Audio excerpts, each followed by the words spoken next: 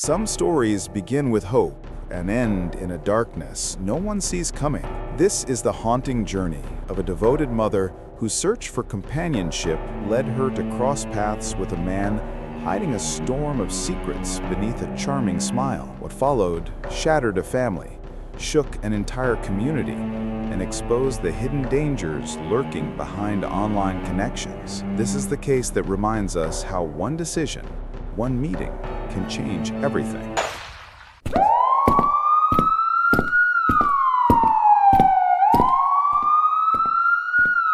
A story can begin with the brightest light and still end in the darkest place.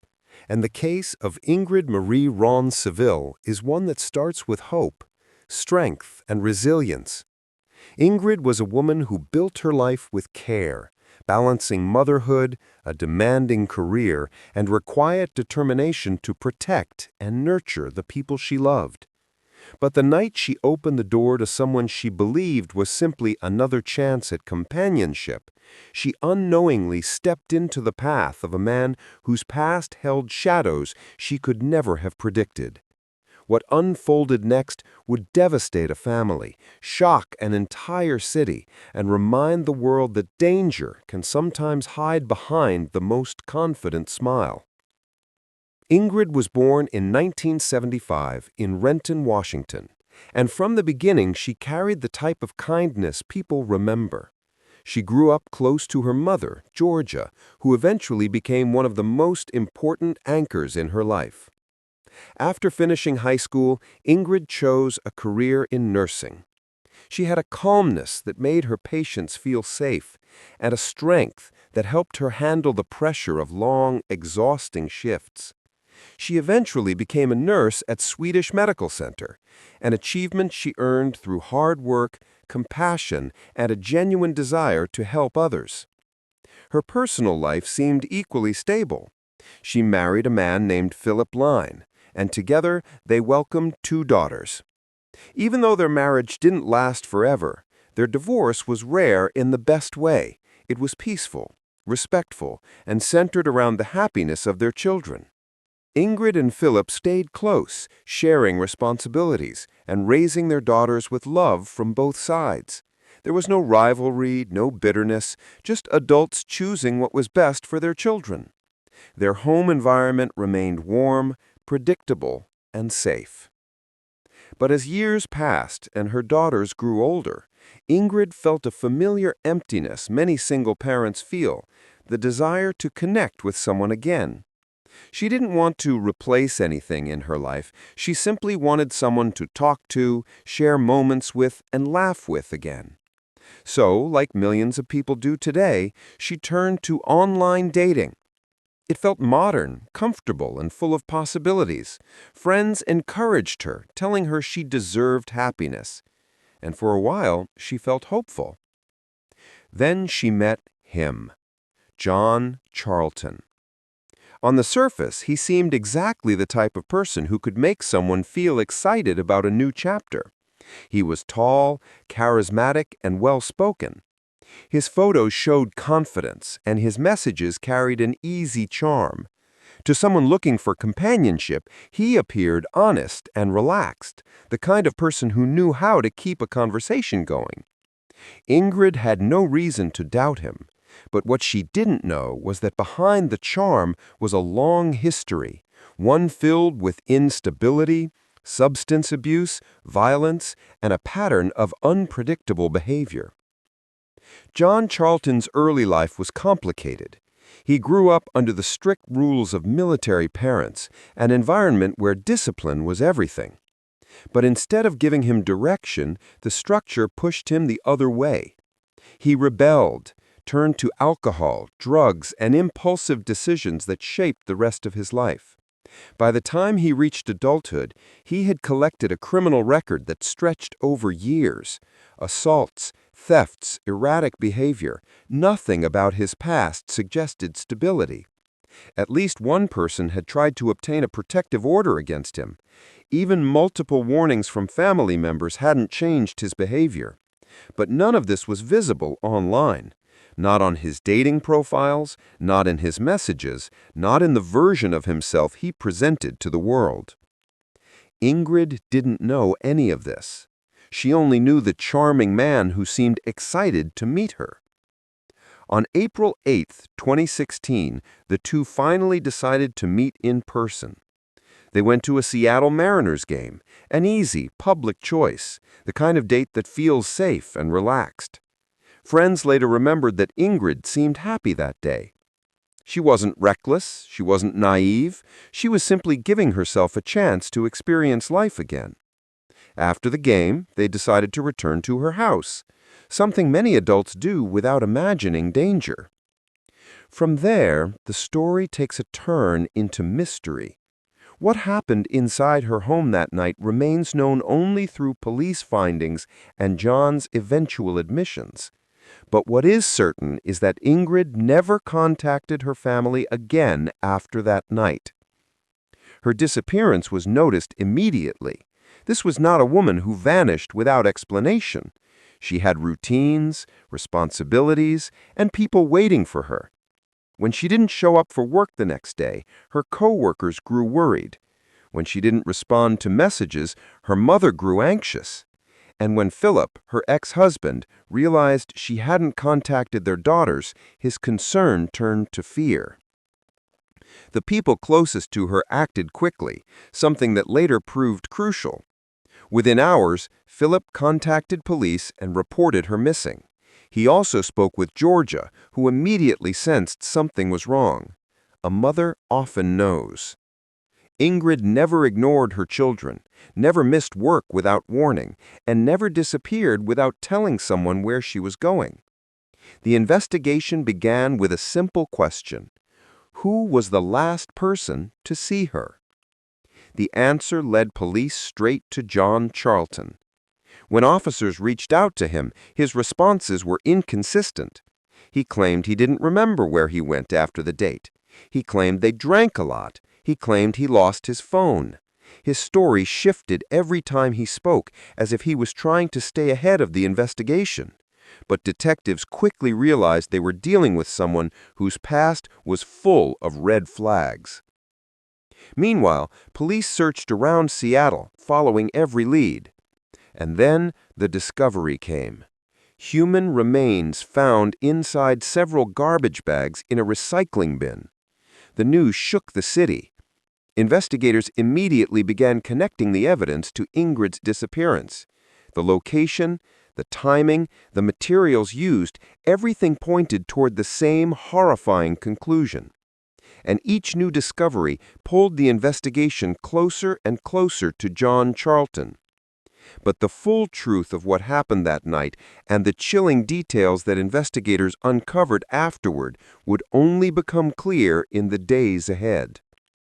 And that is where Part 2 begins, with the discovery, the evidence, and the unraveling of the man behind the mask. Sometimes the truth doesn't reveal itself in a single moment. It unravels piece by piece, slowly exposing the reality someone tried desperately to hide. When Ingrid Marie Ron Seville vanished, the people who knew her best refused to accept silence as an answer. And as investigators followed the trail she left behind, they realized this wasn't just a missing person case. It was the story of a woman who walked into the life of a man already surrounded by shadows, and the consequences that followed were far darker than anyone first imagined. After investigators confirmed that the remains found in the recycling bins belonged to Ingrid, the entire tone of the case shifted. What began as a missing person search became a homicide investigation. The city of Seattle, shocked and heartbroken, watched as detectives began piecing together what had really happened inside her home on April 8, 2016. The first major breakthrough came from Ingrid's house itself.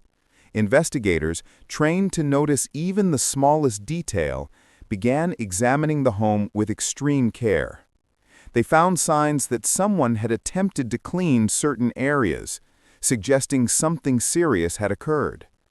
Luminol testing showed traces that strengthened their suspicions, and items missing from the home lined up with what would later be discovered at the disposal site. But one of the most significant clues came from her car. The vehicle was found abandoned, and inside, detectives uncovered evidence suggesting it had been used by someone other than Ingrid after her disappearance. Surveillance footage from nearby locations placed the car in areas she had no reason to visit. When fingerprints inside the vehicle were tested, investigators found a match. It was the same name they had already become deeply suspicious of: John Charlton. At this point, the investigation tightened around him. Detectives now had enough reason to dig deeper into his past, and what they found only raised more alarms. His criminal background was extensive: assaults, theft, disorderly behavior, and disturbing reports from people who once tried to warn others about him. He was a man who had repeatedly shown unpredictable behavior, yet always managed to slip away from long-term consequences. His charm and confidence helped mask the instability beneath the surface. When police contacted John for questioning, his behavior was puzzling. He wavered between calmness and nervousness, giving answers that contradicted both the evidence and his previous statements. He claimed he had been too intoxicated to remember parts of the night. He claimed he didn't know where Ingrid went afterward. Yet every new question pushed him further into uncomfortable territory. Investigators noticed the inconsistencies immediately: the changing timeline, the missing details, the sudden gaps in memory. Meanwhile, forensic work continued in the background. Teams analyzed every piece of physical evidence recovered from both the home and the disposal site. Items found in the recycling bin connected back to objects Ingrid kept in her house. A tool recovered near the remains matched something missing from her garage. The pattern forming was undeniable. Whoever had been with her that night had tried to cover their tracks, but failed to erase them entirely. Friends, family, and co-workers of Ingrid were interviewed, painting a picture of a woman who was organized, responsible, and committed to her routines. She did not disappear voluntarily, and she certainly didn't cut off communication with her children.